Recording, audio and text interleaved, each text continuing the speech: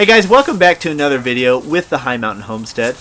We are very excited because we just kindled this week. We thought we were only going to kindle one. Sorry, we kindled last week, and we thought we were only going to kindle one, but actually both of our does kindled within a day of each other. So we ended up with 17 little baby rabbits.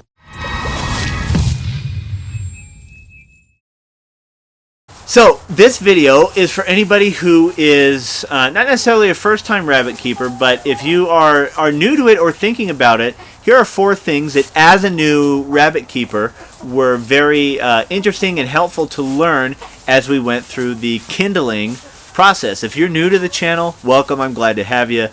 The High Mountain Homestead is all about better soil, better plants, and better animals, and I'm really excited to talk to you about these baby rabbits, so stay tuned. Okay, so let's just jump right in.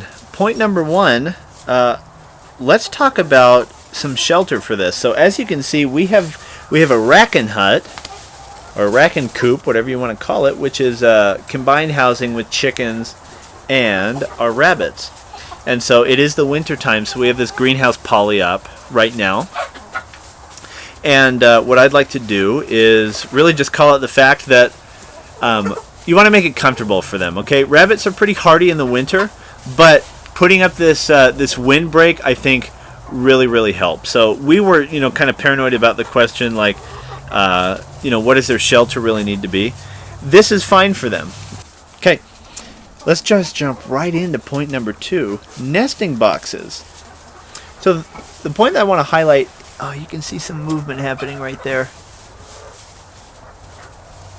These little rabbits are so cute. The point is, keep it clean after each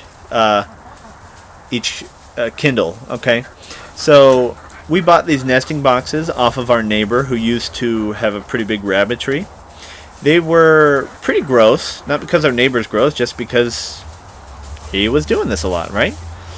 So we torched them pretty good. We have a I don't know what you call it, like a blowtorch, basically, that, yes, it is wood, but we blowtorched it, and that burned off a lot of gunk and grime in there. And then we took it inside, scrubbed it clean with soap and water, and then torched it again just to make sure. So we will be torching these between every kindling and making sure that we have fresh nesting material as well. If anyone has heard of the kindling tote ideas, check out the Rabbitry Center's channel. I really like what he has, but we have not time to build the ramp and the totes yet, but I think those will be very good for us. One thing that we did learn today, unfortunately, it was sad, we did have our first fatality. We came out in the morning to check, and we basically had a little kit that had it must have held on to mom while nursing, and which they do sometimes. They just stay latched while she jumps out of the nesting box, and it was just out here, and it was dead. I don't know how long it had been out. We tried warming her up, but nothing happened. So the kindling totes would actually be a fabulous idea to prevent fatalities like that. So in the spring or summer of next year, we hope to build those. Okay, point number 3, let's go to our other doe. She's the one that lost one this morning. For point number 3, I want to talk about nesting material. So as you can see, we don't actually have straw lying around in the nesting box. So instead, we actually ended up using dried leaves. And I want to emphasize that they are dried leaves. So if you've watched any videos on the channel, you know how much we love using free stuff.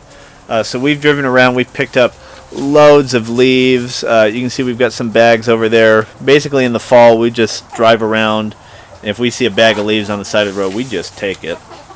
And also our property is lined with these huge cottonwood Carolina poplars that, yeah, you can see some movement in there. That produce a lot of leaves for us.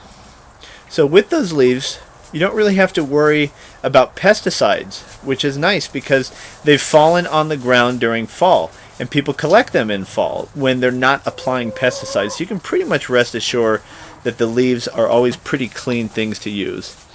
I've mentioned it before, but we really use dried leaves. If they're super dry, then no dirt will cling to them, and they'll be super clean.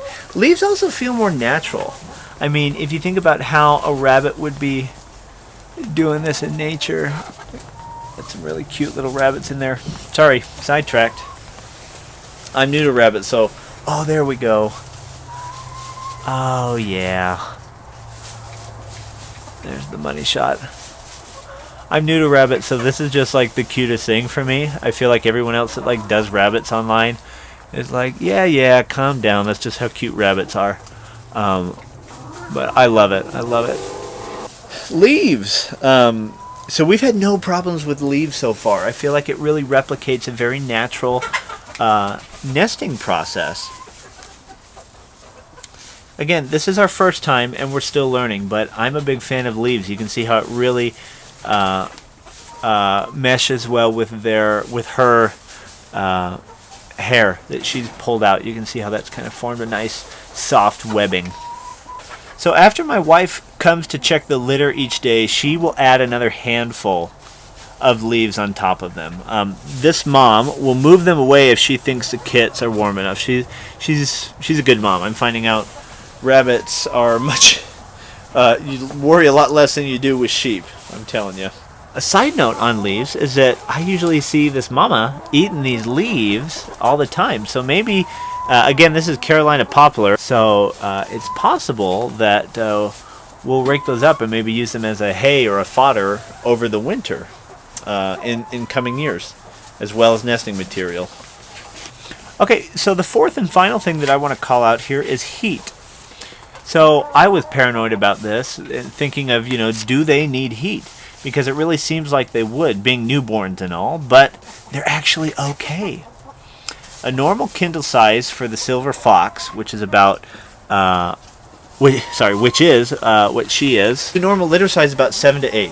So we got 8 from one and 9 from the other. When she lost one, she was down to 7. So we actually took one from her and gave it to her. So now they're 8 and 8. So we were perfectly, satisfied with that. So we were prepared for some kits to pass away because that's normal, and we have had one so far. But if you think about it, you've got, in this case, you've got 8 warm little bodies in this compartment that's maybe, 8 inches by 8 inches, right? And the mom comes in once a day to feed them, and so they all have tummies full of warm milk. So with all these little babies and with mom once a day, I think that they're warm enough. I really do, even though it's the winter time. And of course, bedding. Bedding is absolutely critical to that, right? So you can see we give them plenty of leaves. Mom adds her own fur. There's also a little bit of alfalfa that we give them, fresh alfalfa every day. Just they've always got something to nibble on.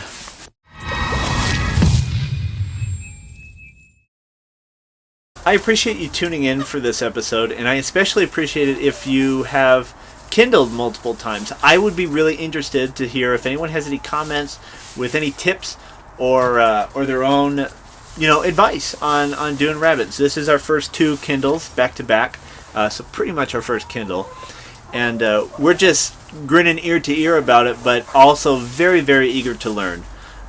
We've read just about every book we can out there. We've watched a lot of YouTubers. So let me know in the comments if you have any advice out there. I'd love to learn more about what's worked for you. So thank you again for watching. This is the High Mountain Homestead. I hope you subscribe, and I can see you on the next video.